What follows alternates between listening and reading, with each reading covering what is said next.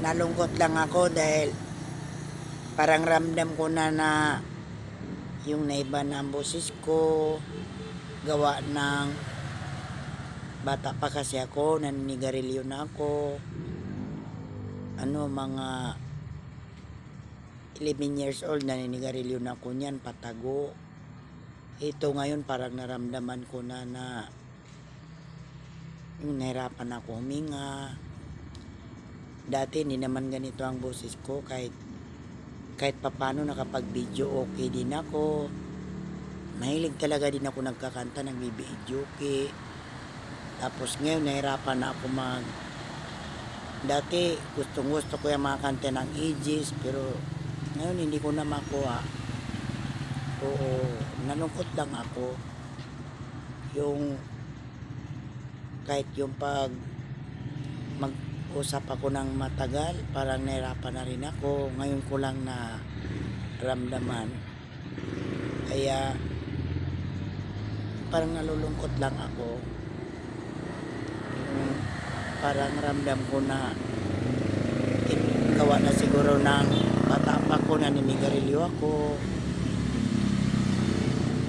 Pag maghinga ako, nahirapan ako. Yung mababa na.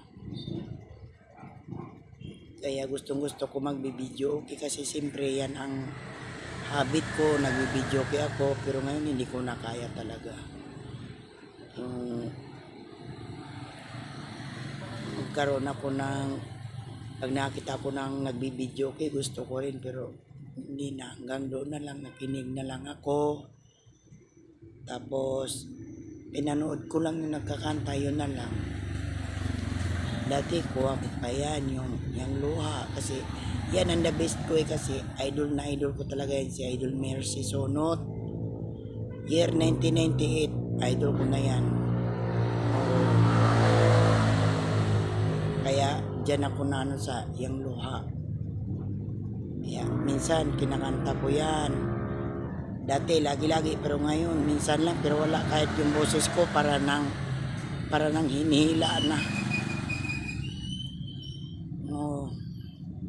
Akala ko ikaw ay akin, totoo sa aking paningin.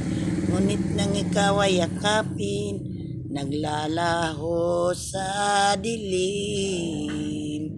Ninais kong mapalapit sa'yo, ninais kong malaman mo.